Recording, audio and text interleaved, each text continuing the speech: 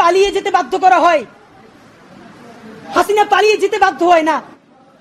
আমরা হাসিনার পতন ঘটিয়েছি বলতে হবে, ফ্যাসিবাদী হাসিনার পতন হয়। ঠিক, পালিয়ে যেতে বাধ্য করা কোনো প্যাসিভ কথা বলা যাবে না, এখানে একটাই জাহান্নামে পাঠিয়ে দিয়েছে। এর মানে কি এইটা যে বিচারিক হত্যাকাণ্ড বললে জামাতের যে নেতাদের ফাঁসি হয়েছে তারা যদি একটা অ্যাডভান্টেজ পেয়ে যায় কিনা, আপনারা কি সেই ভয় থেকে বিচারিক হত্যাকাণ্ডের কথা বলেন নাই?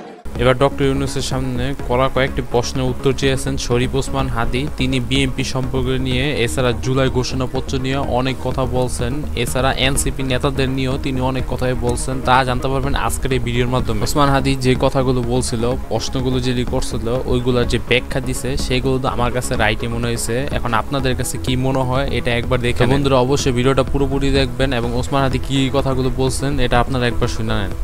আমরা প্রত্যাশা করছি আগামী কয়েকদিনের মধ্যে জুলাই সনদ স্বাক্ষরিত হবে। নাম্বার 1, এই ঘোষণাপত্রে আপনারা যেরকম ভুজুং বাজুং দিয়ে জাতিকে বুঝাইছেন, আপনারা এই জুলাই সনদের সর্বশেষ বলেছেন আমার হাতে প্রধান উপদেষ্টা মহোদয় 5ই আগস্ট একটি দীর্ঘ বক্তৃতা করেছেন। এই বক্তৃতার পুরো কপি আছে। এই বক্তৃতা অনুযায়ী উনি বলেছেন শীঘ্রই জুলাই সনদ বাস্তবায়ন হবে। এই জুলাই সনদের জন্য 19টা মৌলিক সংস্কারে সবাই ঐক্যমত্য পোষণ করেছে। এরপরে যে কথাটা আর বলা হয় না, এই 19টা ঐক্যমত্যের মধ্যে বিএনপি বলেছে তার মধ্যে 10টাই তারা নোট অফ ডিসেন্ট দিয়েছে। আচ্ছা, জুলাই ঘোষণাপত্রের মাধ্যমে আমরা সবাই তো রাজি হয়েছিলাম, কিন্তু অন্যদিকে বিএনপিটা কি করলো, কিছু কিছু পয়েন্টে তারা রাজি হয় নাই, তারা নোট অফ ডিসেন্ট দিছে। নোট অফ ডিসেন্ট হইলো যে আপাতত দৃষ্টিতে তারা মাইনে নিতেছে, কিন্তু পরবর্তীতে নিয়ে এরা তারা মানবে না। তো জুলাই ঘোষণাপত্রের মধ্যে তারা অনেক পয়েন্টগুলোর মধ্যে নোট অফ ডিসেন্ট দিছে, যার কারণে বোঝা যেতেছে বিএনপি এই জুলাই ঘোষণাপত্র ভালোভাবে নেয় নাই। সাধারণ জনগণ নিলেও বিএনপি এটা ভালোভাবে নেয় নাই। তাহলে পরবর্তীতে যে বিএনপিকে কি করবে এটা কেউ বলতে পারবে না। আপাতত দৃষ্টিতে আমি এটা মাইনে নিলাম, কিন্তু আমি আসলে এইটার সাথে একমত না। তাহলে বিএনপি এই 19টার মধ্যে যেই 10টা নোট অফ ডিসেন্ট দিছে সেই 10টাই তো মোস্ট সিগনিফিকেন্ট জায়গা। ঠিক, তাহলে বিএনপি সরকার গঠন করার পরে এর একটাও যদি বাস্তবায়ন না করে তাহলে আমরা কেমনে বিএনপিকে ধরবো বলেন? মানে আইনি বাধ্যবাধকতা কোথায়?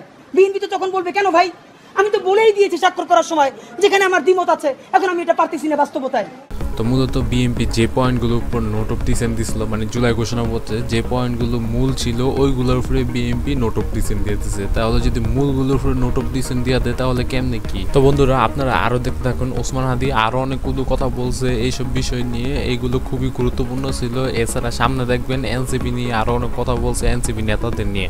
আপনাদেরকে জানাই রাখি, সংসদের উচ্চকক্ষে যে পিআর বিএনপি এখানে নোট অফ ডিসেন্ট দিয়েছে। যে সংসদের উচ্চকক্ষে বিএনপি যে নোট অফ ডিসেন্ট দিয়েছে এটাও যদি সে বাস্তবায়ন না করে তাহলে আমরা, মানে আপনি ভাবেন আমরা কি কারণে, ঠিক কোন কারণে আমরা এখন এই কথাগুলোকে বিশ্বাস করবো? রাজনৈতিক দলগুলোকে তারা ইন্টারিম থাকা অবস্থায় আমাদের চোখের সামনে 47কে নাই করে দিল, পিলখানাকে নাই করে দিল, শাপলাকে নাই করে দিল, নিরাপদ সড়ক আন্দোলনকে নাই করে দিল, বিচারিক হত্যাকাণ্ডের কথা তারা বললো না। যেই তারা ক্ষমতার মসনদ পেয়ে যাবে এই কথা বলার পর যে আমরা আবার জেলে যাব না তার প্রমাণ কি আপনাদেরকে বল? তাহলে আপনারা এটা কি চান? ডক্টর ইউনূস সাহেব, নাম্বার 2, তো জুলাই ঘোষণাপত্র আমাদের অধিকারগুলো ছিল, আমাদের ন্যায্য অধিকারগুলো ছিল, এছাড়া বিচারগুলো ছিল, যে বিচারগুলো আজ পর্যন্ত বাংলাদেশে ঘটেনি সেগুলো ঘটবে। তো এইগুলো যদি না মানে তাইলে কেমনি কি ভাই? তো বিএনপি গুরুত্বপূর্ণ পয়েন্টগুলো যদি বাদ দিয়ে দেয় তাহলে ভবিষ্যতে যে আমাদের কি একটা অবস্থা হবে এটা তো আপনারা বুঝতে পারতেছেন। আপনাকে বলতে চাই আইনি বাধ্যবাধকতা আমাদেরকে অন্তত 20 জন শহীদ পরিবার বলেছে। ডক্টর ইউনূস সাহেব, আমরা এখন পর্যন্ত যতদূর বুঝতে পেরেছি আপনার ক্যাবিনেটের অলমোস্ট সকল উপদেষ্টা প্রতিদিন আপনাকে একটা আর্মি কুয়ের জুজু দেখাচ্ছে। ঠিক, আপনি সচিবালয় সংস্কার করলেই আর্মি টেক ওভার করবে, আপনি যদি পিলখানার কথা বলেন আর্মি টেক ওভার করবে। এইটার একটা প্রমাণ কি দিয়েছে? বাংলাদেশের ছাত্র জনতার একমাত্র প্রতিনিধি বানিয়েছে তারা এনসিপি-কে। তো এই ছিল আজকের এই ভিডিওটি। তো দেখা হবে নতুন কোনো ভিডিওতে, সেই পর্যন্ত ভালো থাকবেন, আর যদি নতুন এসে থাকেন তাহলে চ্যানেলটা সাবস্ক্রাইব করে দিন। তো আল্লাহ হাফেজ।